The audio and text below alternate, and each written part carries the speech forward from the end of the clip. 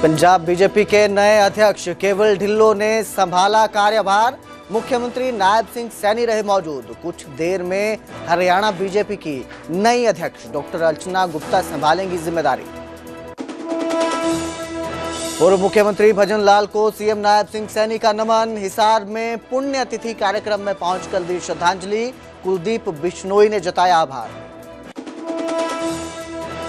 Congress high command के फरमान से हरियाणा कांग्रेस नेताओं में नाराजगी की खबर। नए लेटर का विरोध, कुछ विधायकों ने उठाए सवाल। हरियाणा में इबोला वायरस को लेकर स्वास्थ्य विभाग अलर्ट। फरीदाबाद में अस्पतालों में आइसोलेशन वार्ड बनाने की तैयारी शुरू। स्वास्थ्य विभाग ने दिए आवश्यक दिशा निर्देश। फरीदाबाद में चला नगर निगम का पीला पंजा। अवैध कब्जे पर चलाया गया बुलडोजर, कई मकानों को ढहाया। न्यूज़ हेडलाइंस के प्रायोजक NAC A++ Guru Kashi university, empowering youth, empowering India.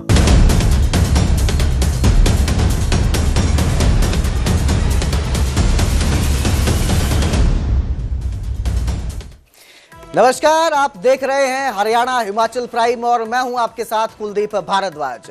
Bulletin की शुरुआत करेंगे हरियाणा से, जहां आज बीजेपी की नई अध्यक्ष डॉक्टर अर्चना गुप्ता दायित्व संभालेंगी।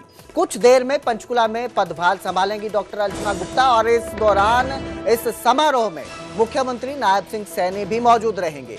चंडीगढ़ में पंजाब के बीजेपी अध्यक्ष पदभार ग्रहण किया है उन्होंने। समारोह में मुख्यमंत्री नायब सिंह सैनी शामिल हुए।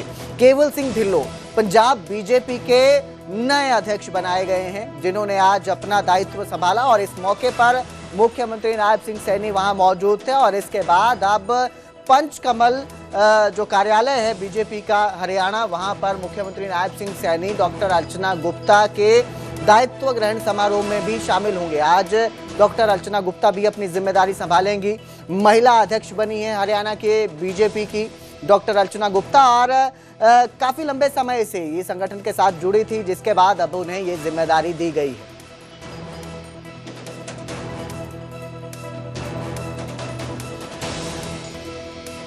तो दो तस्वीरें आप देख रहे हैं। एक तस्वीर पंजाब के नए अध्यक्ष केवल सिंह ढिल्लों के दायित्व ग्रहण समारोह की है, जहां मुख्यमंत्री नायब सिंह सैनी पहुंचे हैं। वहीं दूसरी तस्वीर में डॉक्टर अर्चना गुप्ता, जो बीजेपी के राष्ट्रीय अध्यक्ष हैं नितिन नबीन, उनसे मुलाकात करने पहुंची थी, उसकी ये तस्वीरें हैं। तो दो अध्यक्ष एक दिन शपथ ले रहे हैं। पंजाब के जो अध्यक्ष हैं दायित्व संभाल रहे हैं, अपने संभाल चुके हैं पंजाब के केवल सिंह ढिल्लों, और इस पे मुख्यमंत्री नायब सिंह सैनी पहुंचे थे। और थोड़ी देर में हरियाणा बीजेपी की अध्यक्ष डॉक्टर अर्चना गुप्ता भी अपना दायित्व संभालेंगी और कार्यक्रम में पंचकमल में जहां मुख्यमंत्री नायब सिंह सैनी पहुंचेंगे। मेरे सहयोगी अंकित दुदानी हमारे साथ ज्यादा जानकारी के साथ जुड़े हैं। जी अंकित, आज दायित्व संभाला जाएगा बीजेपी की महिला अध्यक्ष हरियाणा में बनी है डॉक्टर अर्चना गुप्ता, किस तरह की तैयारियां हैं? बिल्कुल, आपको दिखाना चाहूंगा कि आप देख सकते हैं कि काफी संख्या के अंदर कार्यकर्ता जो हैं वो यहाँ पहुंच चुके हैं, नेता भी यहाँ पहुंचे हैं। हमारे साथ जो संजय भाटिया जी हैं उनसे बात करेंगे। भाटिया जी, क्या कहना चाहेंगे? आज दायित्व ग्रहण समारोह है, क्या कहेंगे? नहीं, मैं सबको शुभकामना देता हूँ। जो हमारे आने वाली माननीय प्रदेश अध्यक्ष हैं डॉक्टर अर्चना गुप्ता जी, एक महिला सशक्तिकरण का वो सिंबल बनके, प्रतीक बनके आज उन्होंने हरियाणा की कमान संभाली है। सब एक टीम के रूप में काम करेंगे। हर कार्यकर्ता को बहुत खुशी है। हमारे साथ मनीष ग्रोवर जी भी हैं। मनीष ग्रोवर जी, क्या कहना चाहेंगे? आज जिस तरह से महिलाओं को सम्मान दिया गया है, क्या कहना चाहेंगे? बहुत अच्छे, हमारी पुरानी कार्यकर्ता बहन हम डॉक्टर अर्चना गुप्ता को जो संगठन जिम्मेवारी देती है, हम बधाई देते हैं। आने वाले समय के अंदर संगठन और मजबूत करेंगे, क्योंकि आज भारतीय जनता पार्टी की तरह ही जनता देख रही है। जनता भारतीय जनता पार्टी विश्वास कर रही है, इसलिए पूरे देश में और प्रदेश में भारतीय जनता पार्टी का संगठन और मजबूत होगा। विशेष तौर से बहनों के अंदर एक बहुत बड़ा संदेश है। बिल्कुल, बिल्कुल आप देख सकते हैं और आपको अंदर भी दिखाना चाहेंगे कि किस तरह की तैयारियां हैं। आप देखिए कि महिलाएं पुष्प लेकर के खड़ी हैं, जो भी अतिथि आ रहा है उसके ऊपर पुष्प वर्षा वो करती हुई नजर आती हैं। यहाँ तिलक लगा करके स्वागत किया जा रहा है और अंदर हॉल में भी लेकर के चलेंगे आपको और वहां भी दिखाएंगे कि कौन कौन नेता वहां पहुंचे हुए हैं। और वो पहुंच करके, क्योंकि अभी कुछ ही देर के बाद मुख्यमंत्री नायब सैनी यहाँ पहुंचेंगे, केंद्रीय मंत्री यहाँ पहुंचे हैं, राव इंद्रजीत सिंह यहाँ पहुंच चुके हैं और भी जो हरियाणा सरकार के मंत्री हैं वो भी यहाँ पहुंचे हुए हैं। आप देख सकते हैं कि बड़ी भारी संख्या के अंदर कार्यकर्ता जो हैं वो यहाँ पहुंचे हुए हैं। कुछ ही देर के बाद मुख्यमंत्री नायब सैनी पहुंचेंगे तो उसके बाद जो दायित्व ग्रहण समारोह है वो शुरू होगा और उस समय पूर्व प्रदेश अध्यक्ष जो हैं मोहनलाल बडोली वो भी यहाँ मौजूद रहेंगे और यहाँ मौजूद रह करके और जो दायित्व ग्रहण होगा, डॉक्टर अर्चना गुप्ता जो हैं वो भी कुछ ही देर पहले यहाँ पहुंची हैं और अभी देख सकते हैं कि आप कहीं ना कहीं जो हरियाणा सरकार के मंत्री हैं वो भी सभी यहाँ पहुंचे हुए हैं और जो वरिष्ठ नेता हैं वो चाहे सरकार के मंत्री हों या पार्टी के वरिष्ठ पदाधिकारी हों, सभी लोग यहाँ पहुंच चुके हैं। तो कहीं ना कहीं एक बड़ा जो दिन है आज नारी सशक्तिकरण और नारी सम्मान की बात भाजपा की तरफ से की जाती है और अब अध्यक्ष जो है बीजेपी की हरियाणा की वो महिला बनी है, तो कितना इसका असर देखने को मिलेगा संगठन में भी और संगठन के अलावा बाकी भी कितना असर देखने को मिलेगा? महिला शक्ति को कमान दी गई है। बिल्कुल कहीं ना कहीं नारी सशक्तिकरण को भी बढ़ावा मिलेगा और हम बात करेंगे, राव नरवीर हैं कैबिनेट मंत्री हैं, उनसे बात करेंगे। राव साहब कैसे देखते हैं कहीं ना कहीं महिला सशक्तिकरण को बढ़ावा मिलेगा? बिल्कुल साहब मिल रहा है और इसका सशक्त उदाहरण ये है कि हमारी महिला को एक हरियाणा प्रदेश का अध्यक्ष नियुक्त किया भारतीय जनता पार्टी ने और दिल्ली में भारतीय जनता पार्टी ने सीएम रेखा गुप्ता जी को बनाया। इससे ज्यादा और हम क्या कर सकते हैं? कांग्रेस का आप देखो इतिहास, कांग्रेस ने क्या किया?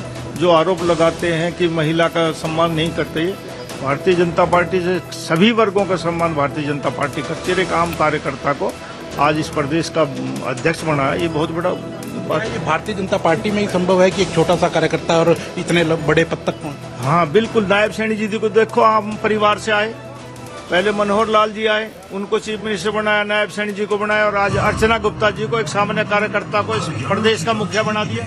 राव नरवीर सिंह हमारे साथ बातचीत कर रहे थे और राव नरवीर सिंह का यही कहना है कि ये भारतीय जनता पार्टी के अंदर ही संभव है कि जब एक छोटा सा कार्यकर्ता जो है वो इतने ऊंचे पद तक पहुंच पाता है। और आप देख सकते हैं कि वीडियो के माध्यम से भी लोगों को दिखाया जा रहा है, कार्यकर्ताओं को दिखाया जा रहा है कि कार्यकर्ता मेहनत जरूर करें और मेहनत करेंगे तो वो चाहे मोहनलाल बडोली हो, वो चाहे नायब सैनी हो, वो चाहे मनोहर लाल हो, वो सबसे ऊंचे पद तक पहुंचे हैं और कोई भी कार्यकर्ता को कोई भी जिम्मेदारी कभी भी दी जा सकती है। तो इसी के लिए आज दायित्व ग्रहण समारोह रखा गया है और अभी कुछ ही देर के अंदर जब डॉक्टर अर्चना गुप्ता और सभी लोग यहाँ पहुंचेंगे तो वो कार्यक्रम होता हुआ नजर आएगा। जी बहुत बहुत शुक्रिया इस तमाम जानकारी के लिए अंकित। तो थोड़ी देर में ये कार्यक्रम शुरू होगा, समारोह शुरू होगा, दायित्व संभालेगी डॉक्टर अर्चना गुप्ता हरियाणा बीजेपी अध्यक्ष के रूप में।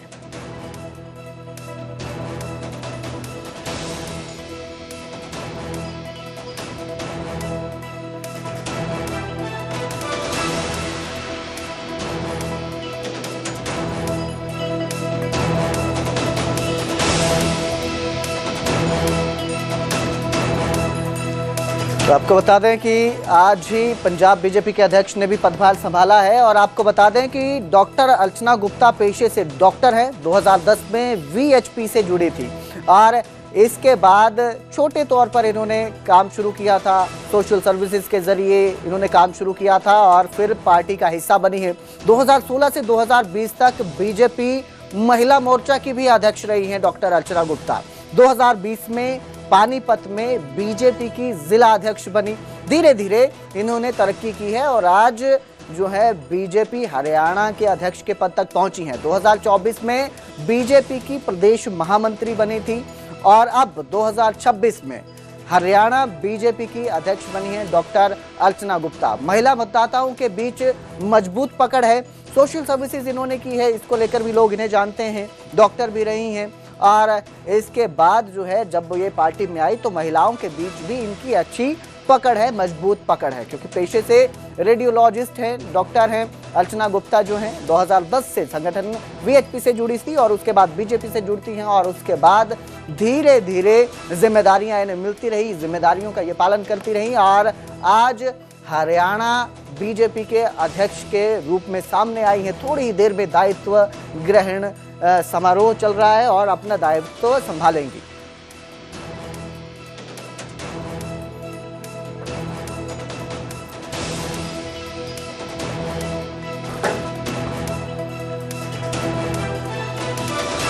आगे बढ़ेंगे, अब बात करेंगे पूर्व सीएम भजन लाल की, जिनको मुख्यमंत्री नायब सिंह सैनी ने श्रद्धांजलि दी। हिसार पहुंचकर सीएम ने पूर्व सीएम को श्रद्धांजलि दी। भजन लाल की पुण्यतिथि पर आदमपुर में कार्यक्रम था। कुलदीप बिश्नोई और उनका परिवार भी इस दौरान मौजूद रहे और कुलदीप बिश्नोई ने मुख्यमंत्री नायब सिंह सैनी का आभार भी जताया। वीडियो जारी कर सीएम का धन्यवाद किया कि वो यहाँ पर पहुंचे थे। श्रद्धांजलि दी उन्होंने पूर्व मुख्यमंत्री भजन लाल को। मैं माननीय नायब सैनी जी का दिल से धन्यवाद करता हूं कि वे स्पेशल समय निकालकर इतनी दूर सिर्फ चौधरी साहब को श्रद्धांजलि देने आए। ये हमारे लिए बहुत ही गौरव और सम्मान की बात है। और साथ ही आप आज इतनी भारी संख्या में स्वर्गीय युग पुरुष चौधरी भजन लाल जी को श्रद्धांजलि देने और हमें अपना साथ, सहयोग और आशीर्वाद देने आए, इसके लिए दिल की गहराइयों से मैं आप सबका भी आभार व्यक्त करता हूं। साथियों, आज कोई भाषण का कार्यक्रम नहीं था, सिर्फ चौधरी साहब को श्रद्धांजलि देनी थी। इसलिए इस वीडियो के माध्यम से आप सबका विनम्र और भावनात्मक आभार व्यक्त करता हूं। आज ये जनसभा मैंने देखा, यह सिर्फ एक भीड़ नहीं थी, यह प्यार था, विश्वास था और आशीर्वाद था। और सबसे बड़ी बात, चौधरी साहब के प्रति लोगों के दिल में बसे सम्मान का प्रमाण था। तो अभी कुछ दिन पहले मुख्यमंत्री नायब सिंह सैनी कुलदीप बिश्नोई से उन्होंने मुलाकात भी की थी और परिवार के साथ लंच भी किया था, जिसके बाद आज उन्होंने श्रद्धांजलि दी। आगे बढ़ेंगे, बात करेंगे मानेसर की, जहां मेयर के पति पर भ्रष्टाचार के आरोप लगे हैं। मामले में केंद्रीय राज्य मंत्री राव इंद्रजीत सिंह का बयान सामने आया और उन्होंने कहा कि इसकी निष्पक्ष जांच होनी चाहिए। बिना जांच किसी को दोषी ठहराना गलत है। जो भी दोषी पाया जाए उसके खिलाफ कार्रवाई हो। तो ये विवाद सामने आया था, भ्रष्टाचार का मामला सामने आया था। मेयर के पति हैं, उन पर भ्रष्टाचार के इल्जाम लगे थे मानेसर में और अब केंद्रीय राज्य मंत्री राव इंद्रजीत सिंह का बयान है कि मामले की निष्पक्ष जांच हो और जो भी दोषी हो उसके खिलाफ कार्रवाई हो। ड्राइवर को वाले तो कई हो सकते हैं, जब तक पुष्टि ना हो जाए तो उसको जायज समझना उचित नहीं है। मैंने तो बल्कि रिकमेंड करी है कि यहाँ पर एक अगर कोई इंक्वायरी भी हो तो विजिलेंस इंक्वायरी करी जाए। जो आरोपी है अगर वो झूठा होता है तो उसके ऊपर 182 का केस भी जोड़ना, और अगर खत्म होने और अगर कोई उसके अंदर दोषी है तो उसके खिलाफ कार्रवाई होनी चाहिए। विजिलेंस की इंक्वायरी करवाने के लिए मैं हरियाणा सरकार को पहले कह चुका हूँ। बड़े नेता हैं यहाँ पर, लेकिन मानेसर में जिस तरह से मेयर और डिप्टी मेयर आमने सामने है, क्या लगता नहीं कि पार्टी की छवि को नुकसान हो रहा है इससे? नहीं, कोई नहीं, वो तो बैठ करके बात करते हैं, ऐसी कोई बात नहीं है, वो तो आप लोग ज्यादा बना देते हैं।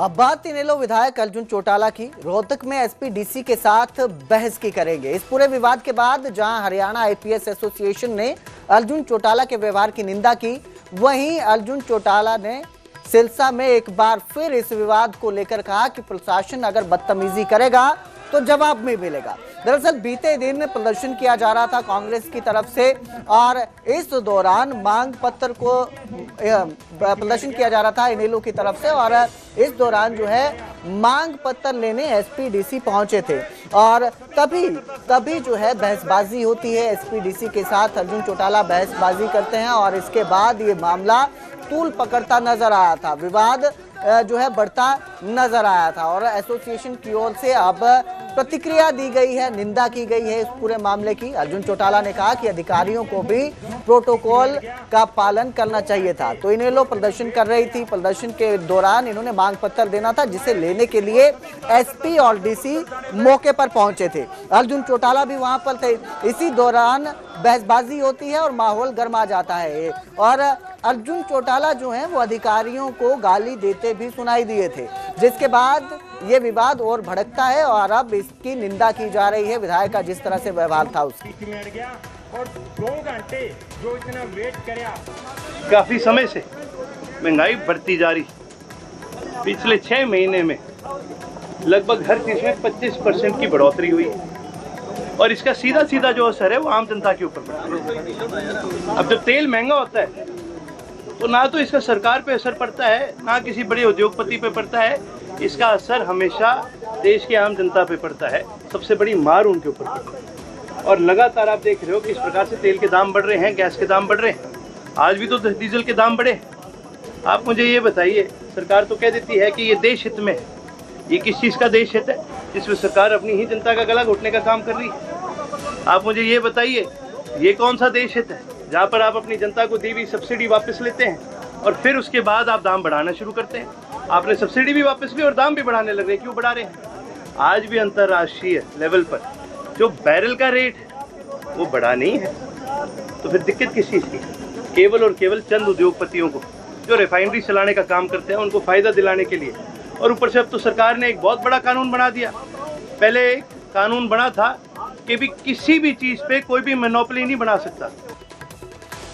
बुलेटिन में अब जिक्र उस आरोपी डॉक्टर का जिसने इलाज के नाम पर एक नाबालिग को अपनी हवस का शिकार बनाया।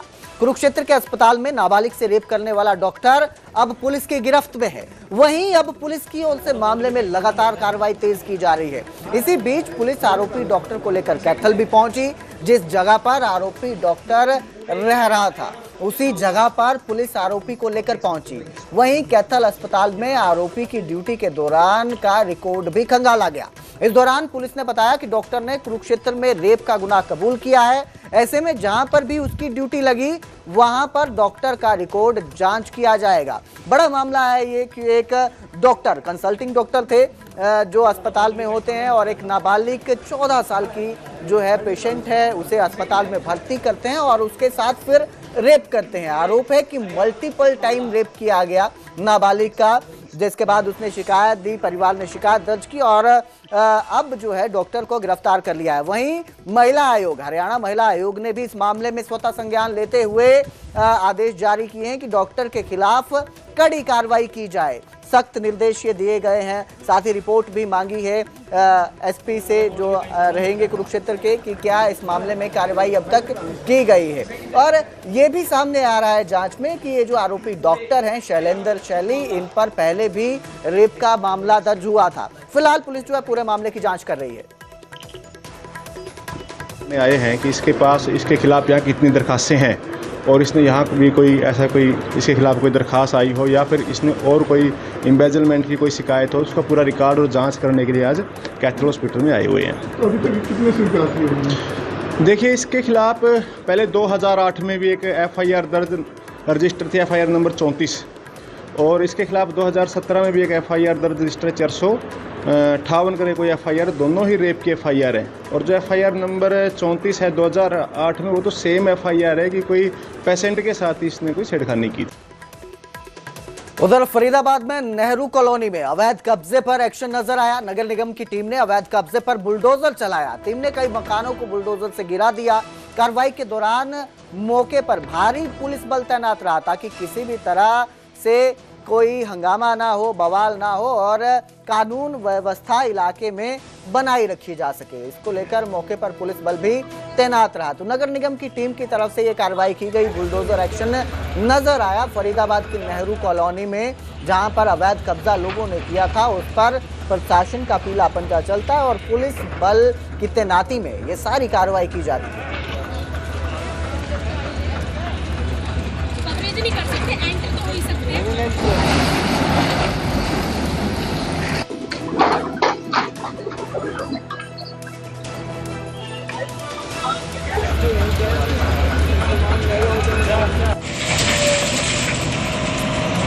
फरीदाबाद में अवैध निर्माणों के खिलाफ जिला नगर योजनाकार विभाग की कार्रवाई भी लगातार जारी है। इसी बीच विभाग ने कैली गांव के पास संचालित किए जा रहे अवैध देवांश ग्रीन गार्डन और वेंकट हॉल पर बड़ी तोड़फोड़ की। इस दौरान भारी पुलिस बल तैनात रहा। विभाग की ओर से कई बार नोटिस जारी कर अवैध गतिविधियां बंद करने के निर्देश दिए गए थे, लेकिन चेतावनी के बावजूद नियमों की अनदेखी की जाती रही। दोनों तस्वीरें आपकी स्क्रीन पर हैं, आप देख सकते हैं। फरीदाबाद की ये दोनों तस्वीरें हैं, अलग अलग जगह ये एक्शन नजर आया है। फरीदाबाद में ही जहां पर एक तरफ नगर निगम की टीम ने कार्रवाई की, अवैध कब्जा जो था उस पर बुलडोजर चलता है, वहीं दूसरी तरफ भी नियमों की अनदेखी की गई थी। उन नियमों की अनदेखी के चलते विभाग ने चेतावनी भी दी थी, कई बार नोटिस भी जारी किया था, लेकिन अवैध गतिविधियां बंद नहीं हुई, जिसके बाद अवैध देवांश गार्डन और वेंकट हॉल पर तोड़फोड़ की कार्रवाई की गई और पुलिस बल दोनों जगह मौके पर मौजूद रहा ताकि कानून व्यवस्था ना बिगड़े, किसी तरह का हंगामा ना हो, बवाल ना देखने को मिले। इसको लेकर दोनों जगह भारी पुलिस बल तैनात रहा, जिनकी तैनाती में ही, मौजूदगी में ही ये सारा एक्शन देखने को मिला। ये बैंक्वेट हॉल जो डिमोलिश हो गया आप लोग देख रहे हैं, ये पूरी तरह से अवैध था। किसी प्रकार का CLU परमिशन ग्रांटेड नहीं था, कोई लाइसेंस ग्रांटेड नहीं था और नोटिस जो थे वो लगभग 1 साल से दिए जा चुके थे पहले। और डिमोलिशन भी ये कोई पहली नहीं है, दिसंबर में हमने पार्टली डिमोलिश करा, उसके बाद में फरवरी में दोबारा से डिमोलिश करा, लेकिन बार बार इसको रिपेयर करके, जितना भी हमारी तरफ से तोड़फोड़ हुई थी, रिपेयर करके दोबारा से चलाया जा रहा था।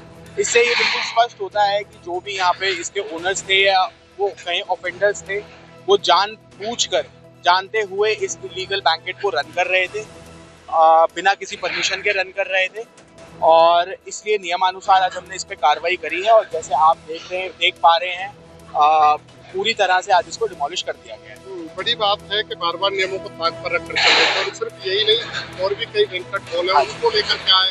देखिए, हमारी जुरिसडिक्शन में जितने भी बैंकेट हॉल हैं, सबके खिलाफ नोटिस जारी करे जा चुके हैं ऑलरेडी, तो जो प्रोसीडिंग्स हैं उनको इनिशिएट कर दिया गया है। कईयों के खिलाफ FIR इन प्रोसेस है, कईयों के खिलाफ FIR भी दर्ज हो चुकी है, ऑलरेडी हो चुकी है। तो भविष्य में आपको और भी जो इस तरह की कार्रवाई है वो लगातार जल्दी देखने को मिलती रहेगी। लगभग कितने बैंकेट हॉल है जिनके खिलाफ जो है 10 के खिलाफ, 10 के खिलाफ। तो क्या माने कि जल्दी ऐसी कार्रवाई बिल्कुल होगी, बिल्कुल होगी।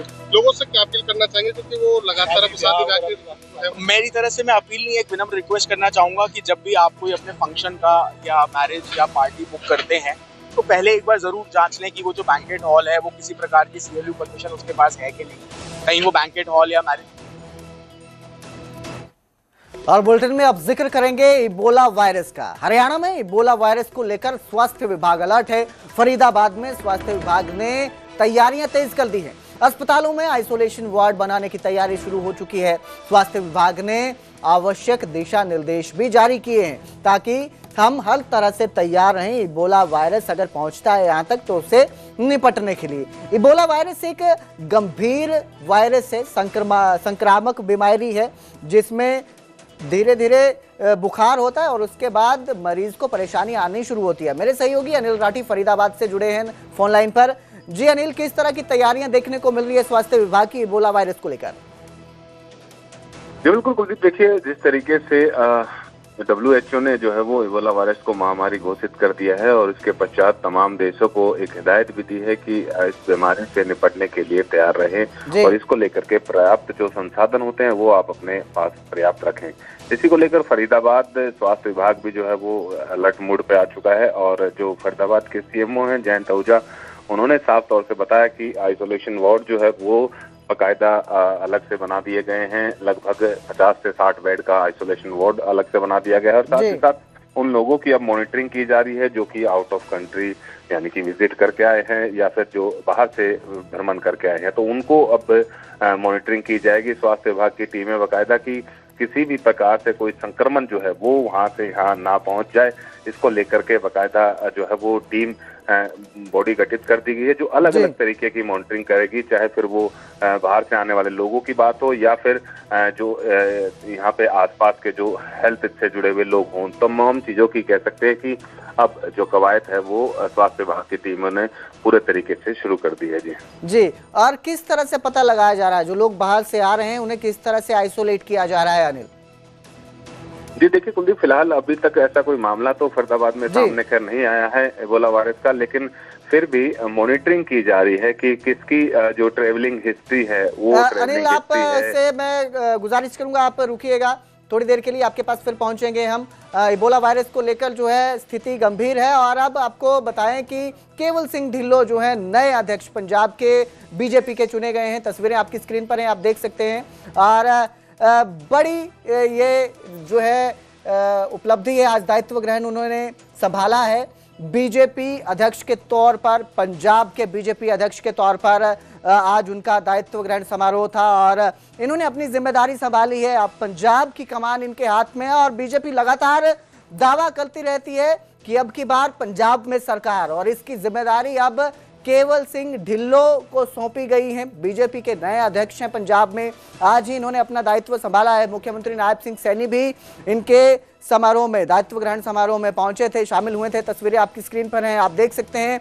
जो पूर्व अध्यक्ष पंजाब बीजेपी के सुनील जाखड़ हैं वो भी नजर आ रहे हैं आपको साथ में। और अब जो है बीजेपी पूरी तरह से 2027 की तैयारियों में जुटी हुई है। नए अध्यक्ष जो हैं बीजेपी को मिल चुके हैं पंजाब में। कितना असर रहेगा चुनावों में ये तो समय ही बताएगा, लेकिन बीजेपी ने अपनी कमर कस ली है। जिस तरह से बंगाल में, वेस्ट बंगाल में बीजेपी की सरकार बनी है, उसके बाद अब बीजेपी का दावा है कि इस बार पंजाब में भी बीजेपी की सरकार बनेगी। आएंगे और 2 मिनट अपना ढिल्लो साहब ने बधाई देंगे। श्री विजय सांपला जी।